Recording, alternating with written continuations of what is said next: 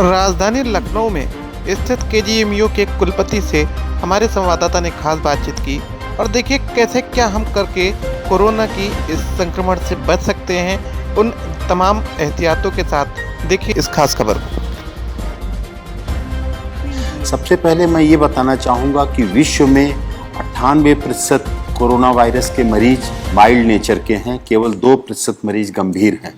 इन 98% मरीजों को अगर केवल अपने स्वास्थ्य का ध्यान रखें, आराम करें और किसी तरीके की कोई स्ट्रेस या टेंशन न लें तो ऐसे मरीज स्वतः ठीक हो सकते हैं। केवल 2% ऐसे मरीज हैं जो गंभीर स्थिति में हैं और उनकी खतरे के लिए उनके साथ ज़्यादा उम्र का होना, 65-70 साल से ज़्यादा की उम्र, डायबिटीज़, ब्लड प्रेशर, किडनी या कैंसर जैसी किसी बीमारी से ग्रसित होना या शरीर की रोग प्रतिरोधक क्षमता किसी अन्य कारण से कम हो जाने के कारण उनको खतरा है। वास्तव खतरा तो 1% से कम है, क्योंकि कम्युनिटी स्प्रेड जो विश्व में हो गया है इस समय, जो सर्विलांस सोसाइटी में हो रहा है कम्युनिटी में, उससे ये देखा जा रहा है कि हजारों हजार मरीज ऐसे हैं और भारतवर्ष में 60 से 70% ऐसे मरीज हैं जो एसिम्प्टोमेटिक हैं। अगर उन एसिम्प्टोमेटिक मरीजों को देखा जाए तो भारत में भी मृत्यु दर 1% से कम है। वास्तव में मृत्यु दर तो 3% है जिन मरीजों को देखा गया है, लेकिन वास्तविकता ये है कि अगर सोसाइटी का पूरा सर्वे किया जाए तो 1% से कम मृत्यु दर निकल के आएगी। ऐसी स्थिति में बचने के लिए जो सामान्य उपाय हैं मैं उनको संक्षेप में बता रहा हूं, जिसको कोई भी व्यक्ति अपने जीवन में स्वस्थ व्यक्ति उपाय के माध्यम से बच सकता है। और कोई व्यक्ति अगर संक्रमित हो गया कोरोना वायरस से तो भी उससे ठीक होने की संभावना बहुत ही ज़्यादा रहेगी। पहली तो बात यह है कि व्यक्ति को स्वस्थ जीवन शैली का पालन करना चाहिए। स्वस्थ जीवन शैली में 6 से 8 घंटे की अच्छी नींद लेना आवश्यक है। इस नींद के घंटे में रात को 10 बजे से प्रातः 4 बजे का समय अवश्य इंक्लूडेड होना चाहिए। दूसरा आवश्यक है कि व्यक्ति को पर्याप्त मात्रा में पानी पीना चाहिए। पर्याप्त पानी में 3 से 4 लीटर या 5 लीटर तक गर्मी में धूप में निकलने वाले व्यक्ति को, और इस गर्मी के बावजूद भी गुनगुना पानी लेना स्वास्थ्य के लिए ज़्यादा हितकारक है।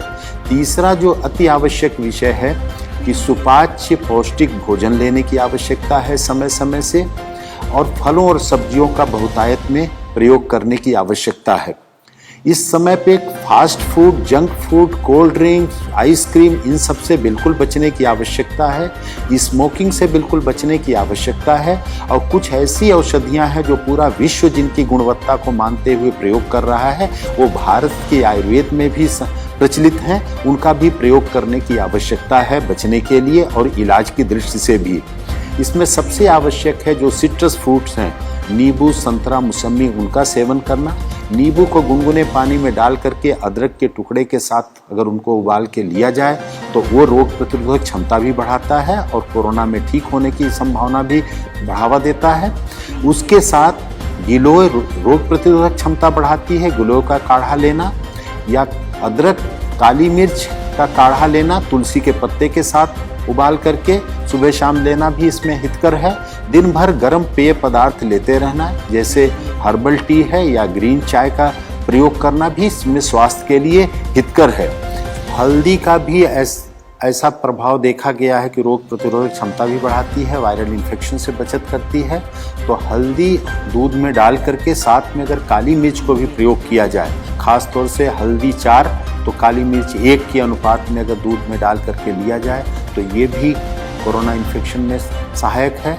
और लहसुन में भी एंटीवायरल प्रॉपर्टीज़ देखी गई हैं, तो लहसुन, काली मिर्च और अदरक का मिश्रण भी प्रयोग किया जाए कच्चा या खाने के साथ सलाद के रूप में थोड़ी सी मात्रा में, तो ये भी रोग से बचाने में सहायक है। और कोई भी व्यक्ति इसमें जो संक्रमित होता है अगर वो तनाव बहुत नहीं लेगा, घबराहट का शिकार नहीं होगा और अपनी कोमॉर्बिड कंडीशंस जो भी हैं, अगर डायबिटीज़ है, थायराइड की प्रॉब्लम है या अन्य कोई प्रॉब्लम है, तो उसका समुचित उपचार लेते रहें और उनसे बचने की आवश्यकता है। अगर वो बीमारी कंट्रोल में रहेगी तो इससे खतरा उतना नहीं होगा।